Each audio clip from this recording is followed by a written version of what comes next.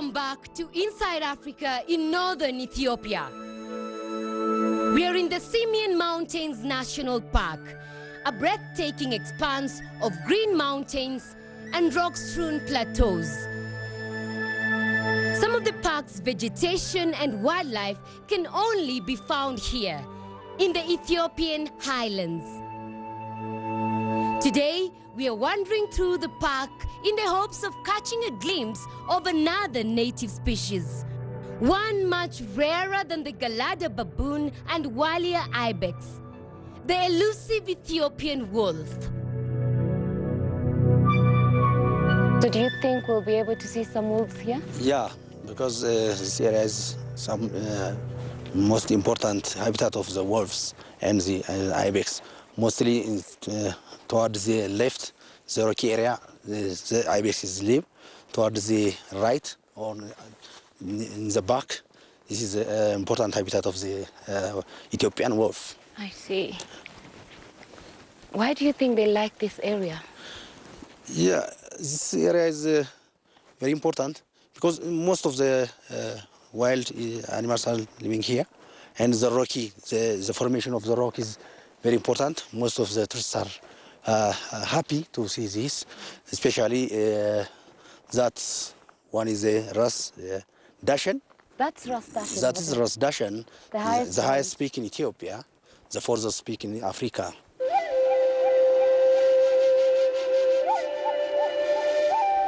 Ras Dashen looms at more than 4,500 meters. In Amharic, its name means the general who fights in front of the emperor.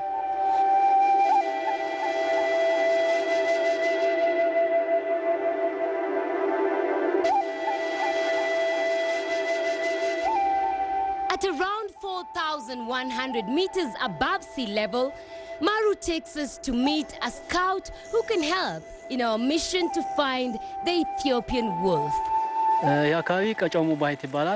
This area is home to the Ethiopian wolf.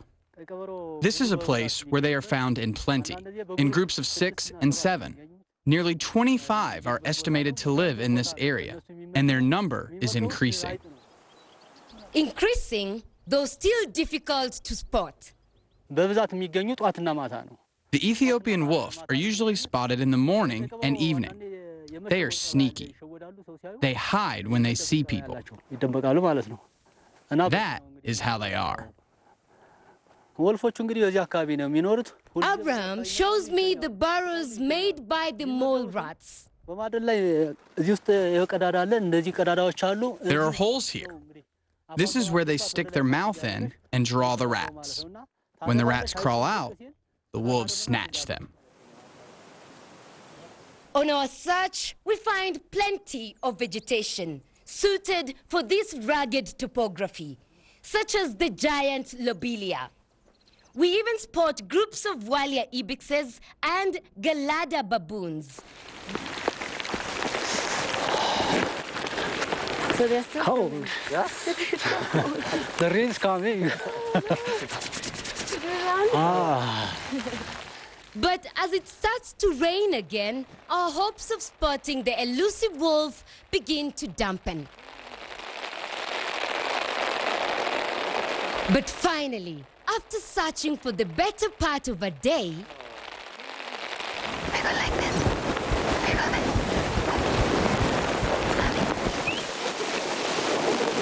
It's coming back, it's there, it's there.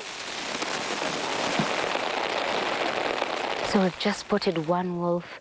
It seems to be walking around us. So we're trying to be as quiet as we can be because they're very shy, otherwise it will run away. And they seem to come in here more when the mist is rolling in. Why is that? Yeah, the first of all, it's like to calm environment. So, and also around here, there are a number of rats here. There are more rats here. Different type of more rats here. So because of that, they are concentrating around here. That's why, that's the secret. Conservationists consider the wolf one of Africa's most endangered carnivores. Even living at altitudes of 3,000 meters, the wolf's greatest threat is human encroachment.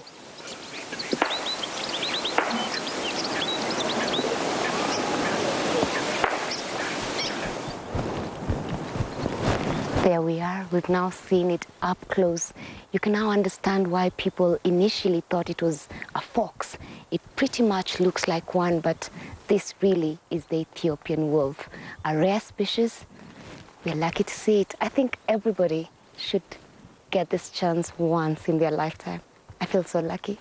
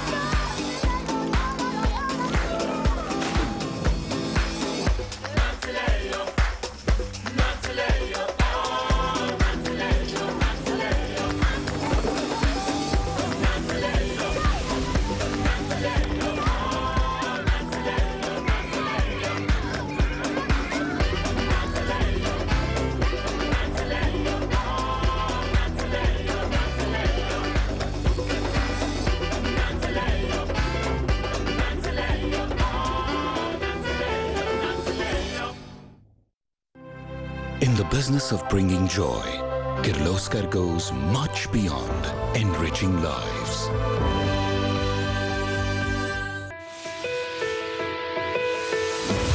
Honorees, 4 weeks to vote, and only one Hero of the Year. Vote now, once a day, every day, for CNN's 2015 Hero of the Year at cnnheroes.com. I'm Christy Lustad in Hong Kong, and this is CNN.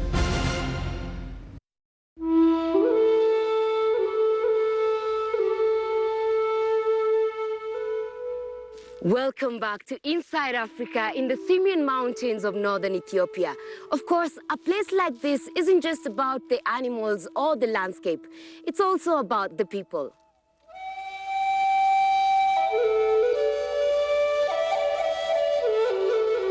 Our journey takes us to a bluff overlooking a centuries-old monastery. Perched thousands of meters above sea level, the Sadiq Amba Monastery is secluded and practically hidden from view, and has housed Christian treasures since 1640. We meet Abba Mazgenau, the custodian of the monastery since 2007. In regards to my responsibility, there was someone before me who was in charge as the custodian. When he died, we went to the church to bury him, and they asked me to take over. They were paying me a salary, and I kept on doing that. I am now in charge. We decided that the journey by foot to the monastery wasn't safe enough. The sheer drop is dizzying, and few tourists have ever made the trip.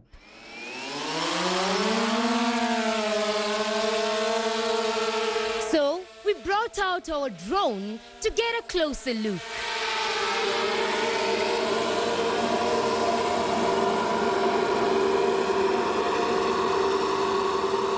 Abba, on the other hand, seems to make at least the first part of the journey with relative ease.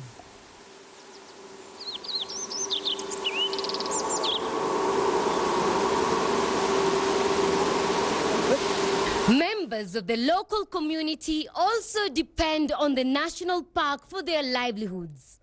The link between the community and the link is that the national park is run by the local community. So in order to raise and benefit this local community, we have a number of associations here, number of job opportunities around this. For example, the Mueller associations. Mostly they use mules to transport. Bidire Wondimalem is a member of the branches of the Mula Association. Maru tells us that he's one of the 6,000 who joined across the whole area. Our association is called the Mule Rental Association and has close to 450 members. Members have become real beneficiaries, and we get income by providing transport services. We established the association by raising seed money, and all we wanted to do was maintain the beauty of our country, protect the forests and the environment. Maru says it takes the efforts of all these associations to properly conserve and showcase the park's 412 square kilometers, where visitors can find sights like this. The name of the waterfall is Jimbar Waterfall. It is the height or the length of the waterfall is 800 meters. It's a haven for birds, I see. There are lots of birds around here. Yeah. They are playing like airplanes. Even like you look like your drones. Wow. So most of the time there is a breeding area because there is no any conflict, there is no any hunting, so they are enjoying here.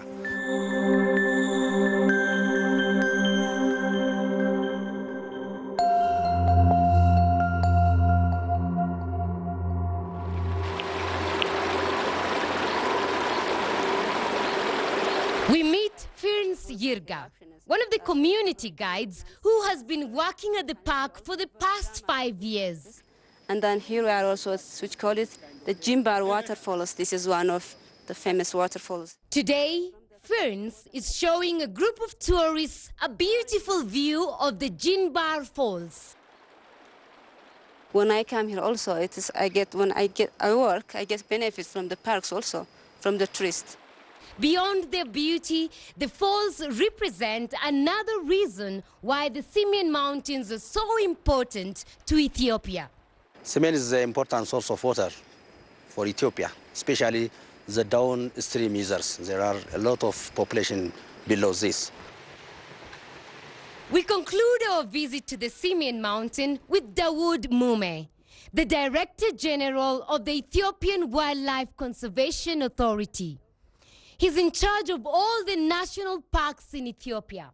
Simien Mountains National Park is not only the source of wildlife, but also it is the water tower of Africa. So, conserving Simien means conserving water. Conserving water in turn means conserving life. Since UNESCO inscribed it as one of the world's first World Heritage Sites, the area of the national park grew from 136 square kilometers to 412 in order to protect its endangered species. The expansion also required the resettlement of the people living within the park's boundaries. The federal government allocates a total budget of 158 million Ethiopian birr to compensate these people. Dawood tells me that it's his goal to make Ethiopia a top wildlife tourism destination by the year 2020. There are so many reasons why you should come to Simien. First and foremost, the spectacular landscape. It is, I think, the physiotherapy for mind. Second, there is endemic species you can find nowhere in the world, not only in the world, but also in Ethiopia.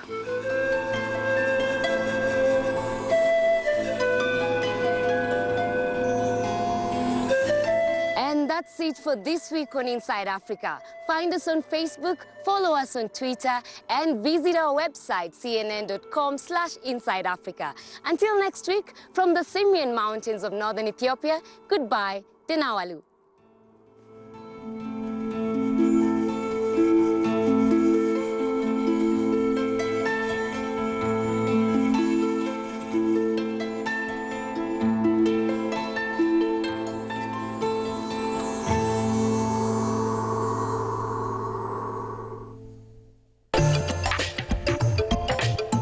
Inside Africa, in association with Zenith Bank. Zenith Bank, in your best interest.